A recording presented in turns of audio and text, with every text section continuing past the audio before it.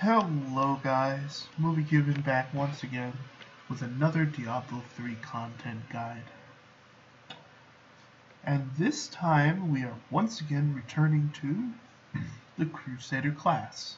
Now last time I showed you all the Thorns Norvald farming build that I've been playing around with, and today I am going to show you a build that, to be fair, it's not quite done yet.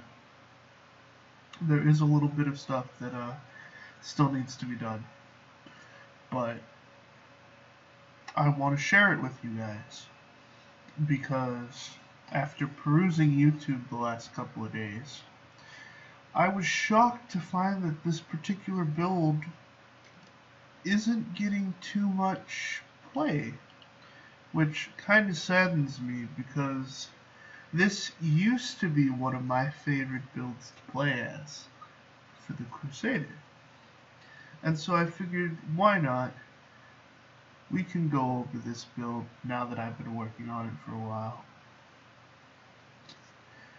So join me as we take a look at the Roland's Crusader.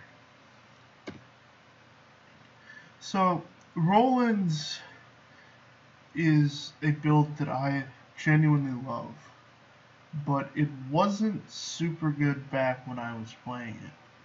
I remember resource cost was a real problem, because it seemed like no matter how much resource cost reduction I had, I was still running out of resource really quickly. And with how slow his cooldowns were back before the revamp, it made it so that you spent a lot of time running around waiting to get enough wrath back so that you could cast sweep attack. But such problems seem to have been ironed out since it was redone, and so it makes it a little easier to play, as I'll show you in the gaming section a little later. So what are we doing? We are running the full 6-piece Rolands, and as you can see, let me just go slower there for you, I have 5 out of 6 of the pieces rolled as ancient legendaries. And I find this hilarious because I only came across these pieces when I was playing as my Thorns Crusader when I first started the season. And I was literally, because I was focused on the set dungeons back then, I was gathering gear to run the different set dungeons, and I was just hoarding them away in my stash, and every time I found an ancient version, I would swap out the version I had in my stash for the ancient. So here I am now, later in the season, and I have full Rolands. I've got a full Akans in my stash. I had a full Seeker of the Light set, but since I have a Seeker of the Light set in non-season, I got rid of that. No need to double up on that particular build. So we're running 6-piece Rolands. We're running the Justice Lantern, mostly because I don't have a Unity that I can throw on him right now, and I kinda like the damage reduction that you get from Justice Lantern, plus the increased block chance is always nice. We're running Endless Walk because you're going to be stopping a lot to sweep attack in this build, you are going to be able to get the most out of the 100% damage buff that Endless Walk gives you. And this helps you when you're standing in one place long enough, say when you're fighting like a Rift Guardian or something, and you get to the full 100, then you start hitting a lot harder. If I was going to recommend a sub out for this particular ring, the Justice Lantern, you could probably get away with running a Unity if you are running the double Unity setup with you and your follower, with the follower can't die relic. You could probably put Convention of Elements here if you want some extra burst damage for when fire rolls around, because this is a fire build. And then I'm running the Insatiable belt. At first, I thought this was kind of like a bad choice because like there's so many other things that you could run. But actually, between this belt and the Reaper wrap, I'm not only constantly restoring primary resource, but I'm getting extra life, and this gives you up to 25% extra life, and it lasts for 15 seconds at a time, and that's quite a bit of time here in Diablo to have a buff up. So that's why we're running that. If you had an ancient Belt of the Trove, you could run that, though I wouldn't recommend it since it's physical, and therefore it wouldn't get it won't buff you. The only other thing I think that would do better than the Insatiable Belt would be the Witching Hour, just because of that auto attack speed and critical hit damage roll that belt tends to get. But for my purposes and for the way I'm running this, Insatiable Belt seems to be the way to go. For Legendary Gems, so I don't forget, we are running Bane of the Stricken for when we're running Greater Rifts. If you don't run Greater Rifts with this build, you could swap out Bane of the Stricken for Golgok of Swiftness. That'll give you some extra attack speed and cooldown, which is always useful. But the reason I'm not running Golgok is because I'm running Pain Enhancer here. And once I finish ranking it up, see, it's rank 11 right now. But once I rank it to 25, and we get the secondary passive for gaining Blood Frenzy, so we get 3% increased attack speed for every bleeding enemy within 20 yards. This helps tank up your attack speed really well, depending on how many enemies you hit. And since Sweeping Wind is such a wide skill, you can hit quite a few enemies. And that pairs really nicely with Roland's 6-set bonus, where every use of Shield Bash or Sweep Attack that hits an enemy grants 50% increased attack speed and 10% damage reduction for 5 seconds and stacks up to 5 times.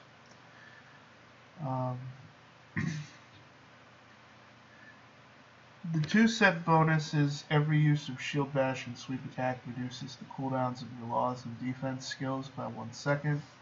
The 4th set is what makes Sweep Attack actually worthwhile because it increases the damage by 600%, which is a little less than some of the other sets get, but I'm okay with that because we can figure out ways to beef up Sweep Attack without,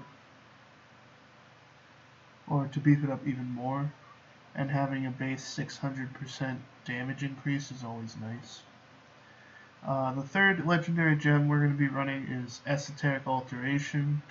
This is just good to give you some more toughness since Roland's isn't inherently the most tanky build that you can play. So just having that extra non-physical damage reduction to increase your resources a bit is nice, since resources are always a problem with the Crusader. And then for the weapon, if you want to run this build effectively, you have to have a golden flints. This is not debatable. This isn't up for argument. You have to have this flail, because with how wrath-hungry Sweep Attack can be when you're spamming it, you need some way to mitigate the loss of wrath. And the golden flints here, not only does it increase Sweep Attack damage, but it also restores between 4 and 6 wrath for every enemy that you hit. And since Sweep Attack itself is a 20 Wrath skill base. That means you hit 5 enemies and your sweep attack's basically free. Now, with damage or with resource cost reduction, you can get it even lower so that your sweep attack barely costs anything. And then, like, hitting 3 enemies is basically a guaranteed free sweep attack. So it's really nice. I like the Golden Flints both in how it looks and its effects, as you can tell. So really good. I love that. For our shield, we're using Denial. This is the shield that goes with sweep attack the best, because each enemy you hit increases the damage of your next sweep attack by 35%. It stacks up to 5 times. So this is on a range between 30 and 40. I'm content with being at 35 right now. If I find a stronger Denial later down the road, I'll probably swap it out or swap this one out for that one. But for now, 35% stacking up 5 times, that's 175% increased damage at max stack. So it really adds up. Otherwise, I would recommend rolling sweep attack on your boots. Roll it on your helm if you can manage it. I had to roll for critical hit chance on the helm, so couldn't roll sweep attack damage for that. On your shoulders, you're going to want strength, vit, armor, or resistance. I'd probably lean more towards armor than resistance, but I'm content with how these shoulders rolled. And then as the last stat, you can either go for cooldown reduction or resource cost reduction. Really up to you on that one. Let's see.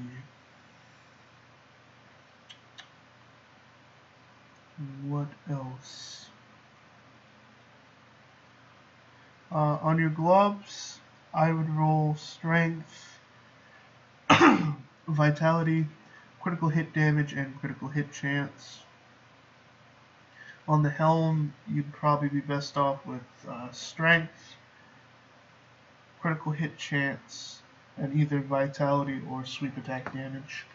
Natural socket is always best.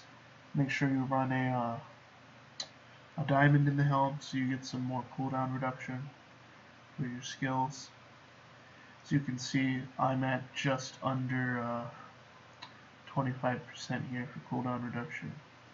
But that's not a deal breaker, because Roland's naturally has cooldown reduction built in. So, and it works a lot faster than regular cooldown would work. On the shield, I'd do strength, vite, critical hit chance, and then I think it can roll sweep attack damage. Let me just run over and check on that. No, okay, I'm wrong. I'm an idiot. So it can't roll sweep attack damage. That's what the Golden Flints is for. So I would recommend getting as much critical hit chance on the shield as you can. If you're not too worried about critical hit chance, then you can always go for something like elite damage. You can put on extra percent life if you're worried about that. You could put on extra block chance. Like, it's honestly up to you and what you think is best for that. Oh my god, come on. Stop giving me... I don't need more reduction. Stop it. I don't need resource cost reduction right now. Oh my god, why do you do this to me? Why? Why, Diablo? Oh my god. I hate this so much. There we go. 9%. I ain't gonna struggle with that anymore. Alright, so run back over here. Now that we've gone over the gear, let's talk about the TheMovieCuban real quick before we go over the skills. For the weapon, you have some options. The first thing you can run is a Khan's Addendum. This makes it so Akarat's Champion gives you the Prophet and Embodiment of Power runes for free, which is actually really, really nice in terms of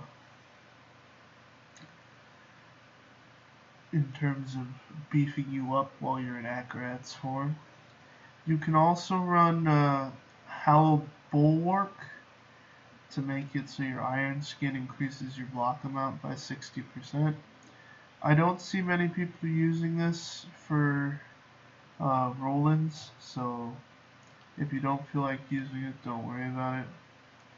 And then if you're running, say, the Belt of the Trove, or if you decide to run Shield Glare, then I would run the Mortal Drama with Belt of the Trove, or the Final Witness for Shield Glare, depending on what you're doing for that. In the armor slot, strangely enough, even though we are spending resource on this build, we are running the Aquila Cuirass. And that is because between our skills and the resource cost reduction that we've put on our gear, if you're careful enough, you can have the Aquila Cuirass up basically all of the time. And that 50% damage reduction is always helpful, particularly when you're playing around in Greater Rifts. You'll definitely want to have that. And then in order to help with our cooldowns, since we need access to our skills quite often to keep our wrath up, we're running Obsidian Ring of the Zodiac, so that our cooldowns are reduced by 1 second every time you hit with a resource spending attack. And since all we're using is Sleep Attack, and it spends resource, that means that every second we're attacking, we're cooling something down. So, it's really nice.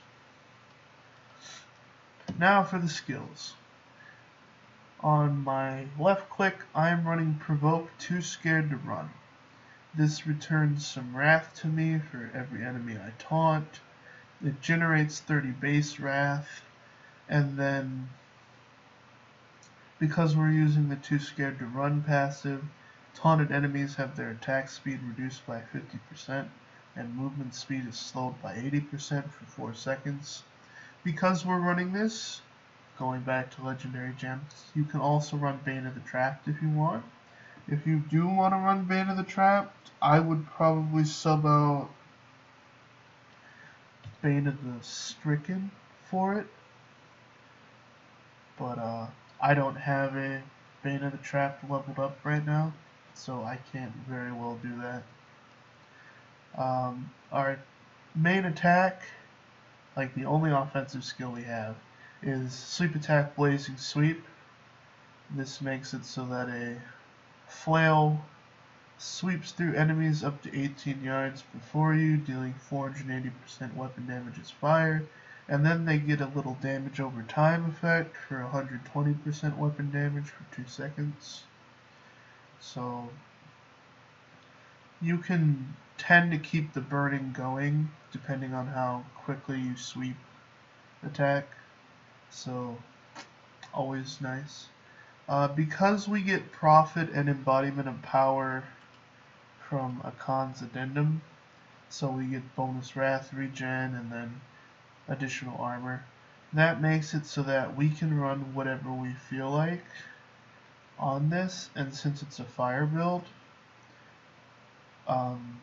we can make Akarat's Champion a fire type skill with Fire Starter, and that basically makes it so that every attack we use deals extra damage as fire, and so this adds another damage over time while you're in Akarat's form, which, as you can see, it's 460% weapon damage over 3 seconds. So that's certainly nothing to sniff at, as I sniff, but it's actually really nice. Laws of Valor, we're running Unstoppable Force. Do not run critical on this build. You will not have the resources to be able to pull something like that off. You need Unstoppable Force, because Unstoppable Force will make it so that every time you activate it, your wrath cost of your skills is reduced by half for 5 seconds. And that turns Sweep Attack from a 20 wrath skill into a 10 wrath skill, which means you hit 3 enemies and you're sweeping for free. So, definitely nice. I'm running Iron Skin Flash for that 50% damage reduction when you're around elites and you don't want to get one shot by them. And if you take damage while Iron Skin is active, because we're running the Flash rune, your movement speed is increased by 60% for 5 seconds, and you can move through enemies unhindered.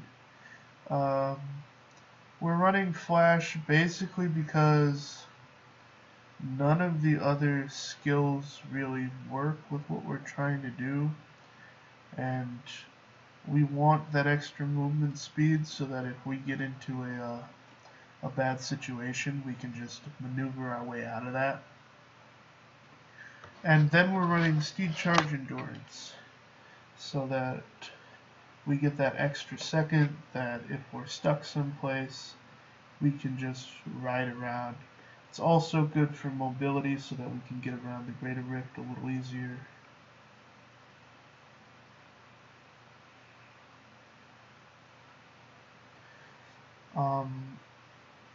If you're not worried about moving around as much, then you can sub out Steed Charge for a skill of your choice. Maybe Shield Glare. If you need extra resource regeneration, you can run the what's it called? You can run Zealous Glare, so you get 9 Wrath back for every enemy you blind.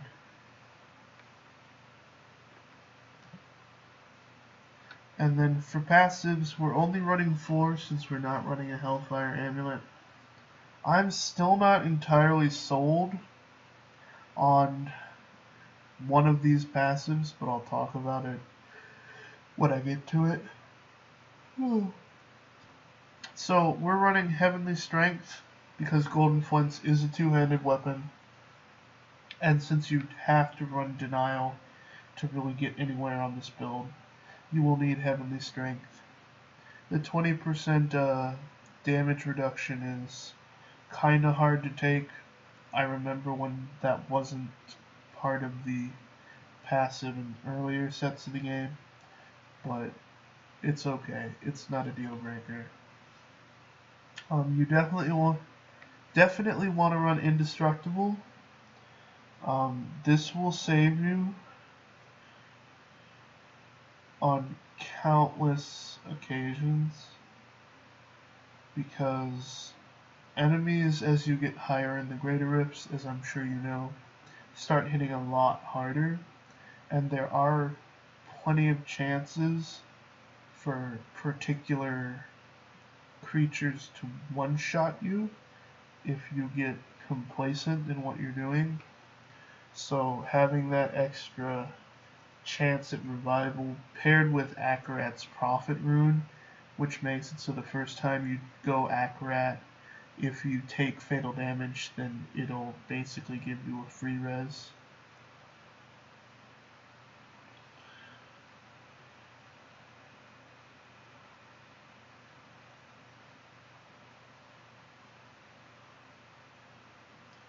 So between that, you've got 2 free reses, and hopefully that'll cut down on the amount of times that you're dying in higher content.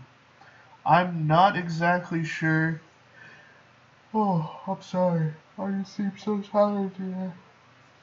I'm not entirely sure what the max Greater Rift for this build would be.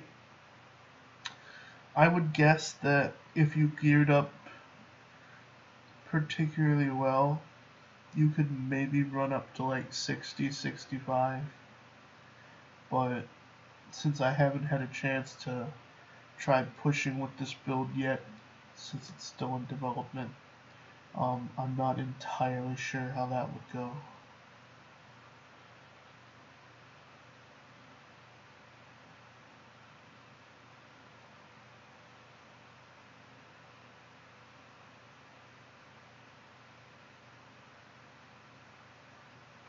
And then for our third passive, we're running Finery. This just gives us a little extra strength for every gem we have socketed in our gear. If you don't want to run Finery, if you think you're alright in terms of strength, then I would say that you could run Hold Your Ground to give you some extra block chance. But I like Finery because it gives me like 200,000 extra damage. Well, it's more like 130,000, but still, it's a respectable chunk of damage. And then for the last passive, this one is the one that you can honestly switch around as you see the need to. As you can see, I'm currently running Long Arm of the Law because I feel like the extra 5 seconds on Laws of Valor will be useful to me. If you aren't so worried about that, because honestly this is just a matter of choice, if you don't feel you need the Long Arm of the Law, if Roland's internal cooldown mechanic is good enough for you, then I would swap out Long Arm of the Law with Hold Your Ground again, because this will give you some more toughness, more block chance, and being able to block incoming attacks will significantly increase your survivability. So, just to show you guys that this build is on the up and up, I'm going to go ahead and run a T10 Rift, because the baseline test for any build, I feel, is can it run T10? If it can run T10, then it's not a waste of time. If it can't run T10, then it needs more development, is basically how I go about that. So let's show you how we're running this. So as soon as you hit a mob, hit your law, and then just start swinging. The faster you swing, the faster the law gets cooled down, and then you can basically spam it constantly depending on how many enemies are around you. And as you saw, we just ate through that elite pack like it was nothing, like it wasn't even there. And as you can see, we're hitting so hard that by the time or not so hard, rather we're hitting so fast that by the time my Laws of Valor fades from me initially casting it, I can already cast it again. So that's definitely a plus for Roland's. I like the fact that they fixed that mechanic, giving it some more cooldown, because I know I used to be waiting on the law for a really long time, and that's never fun when you're waiting on an ability to let you run your sweep attack. So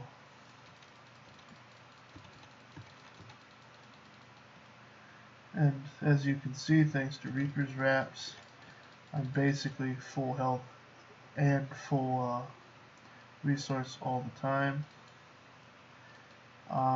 When your law isn't on or isn't able to be up, I would recommend hunting for groups so that the golden flints can come into play and you can start regaining some of the wrath that you're spending for the skill, because that's basically how this works. You Law of Valor like single targets, and then when Laws of Valor is on cooldown, then you focus on hitting groups so that you can regen that wrath of yours, so you're not spending up all your wrath and you're not losing the Aquila Cuirass bonus. Because if you lose the Aquila Cuirass bonus for too long, I've noticed you're going to start noticing some survivability issues. Oh man, I spent way too much wrath right there.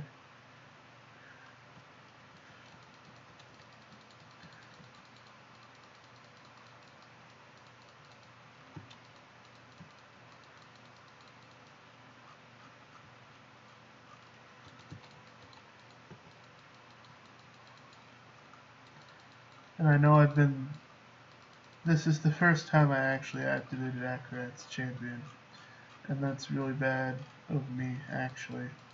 You should be activating Akarat's Champion basically any time that you can. Basically, you're activating it on an off cooldown basis. Every time it's off cooldown, then you want to use it, because that extra damage, I usually save it for elites, because obviously you're going to want to have that extra burst damage when you're dealing with elites. But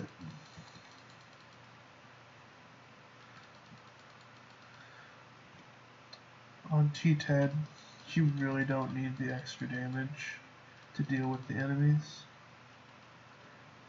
So remember, kids, use Akarat's Champion when needed, when it's off cooldown. And it'll be off cooldown relatively quickly thanks to your obsidian ring and the resource or the cooldown you get from that.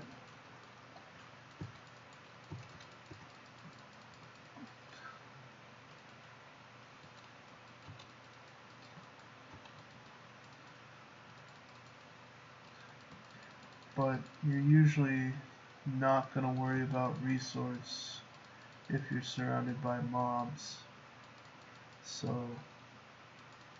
at that point, Akarat's is purely used for gaining damage.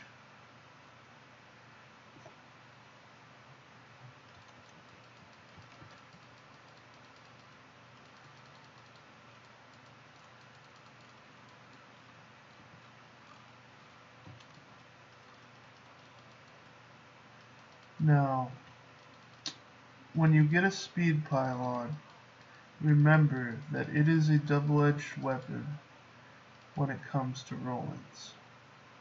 Because remember, you're already getting attack speed increase from the 6-set bonus for Roland's.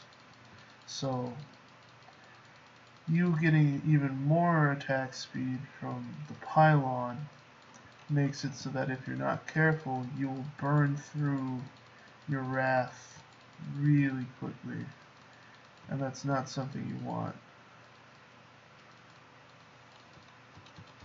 Because if you burn through too much wrath, then you lose Aquila Cuirass's damage reduction, and it's not good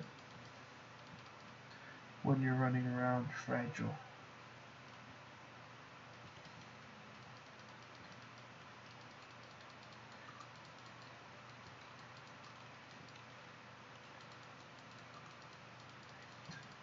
So it is kind of intensive in terms of playstyle. There is a lot of stuff you gotta remember, but so long as you remember the really important things, then you'll do decent.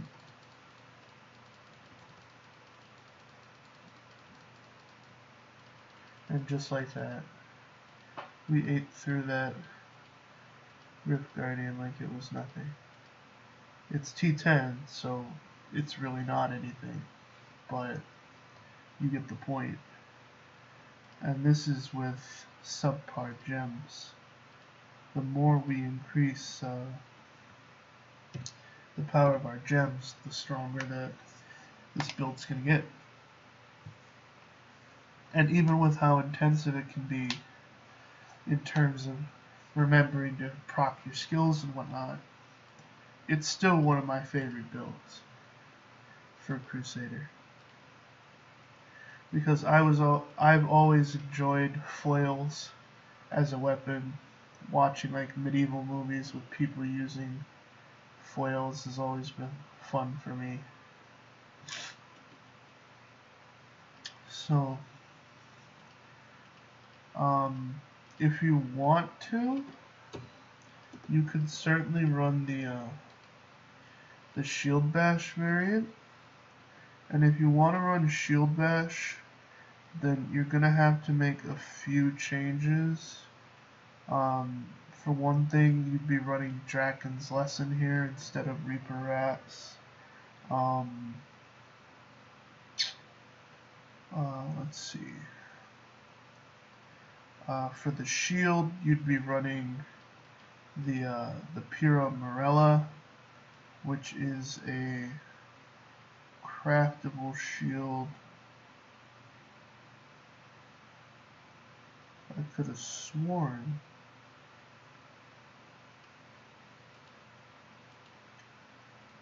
I guess not. That's weird.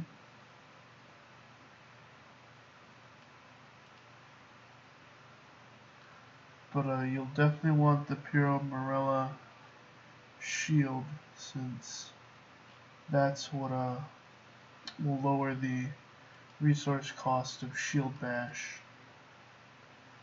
And then I know there's a weapon that you use for Shield Bash, but it's not coming to mind right now. So I'm not gonna waste your time talking about something I can't remember. Maybe I'll go over the Shield Bash variation once I get the gear together. But for now, that's Roland's sweet build. I enjoy it. Like I said, there's plenty of options for how you can run it. That's the joy of Diablo. Everyone can tune their builds according to their own personal preferences. So I'm gonna let you go now, guys. I've got some greater rifting to do to finish beefing up this character. So if you like what you saw, like the video below, leave a comment if you want. I always enjoy reading comments from viewers. Just lets me know that you're actually watching and you actually care. If you like what I do and you want to see more, then by all means please subscribe to my channel. I'm always looking for new subscribers. I love getting new subscribers. Every time I see that number tick up on my channel, it makes me feel good. And I will see you guys next time for the next build guide. So have fun in Sanctuary and have a good day.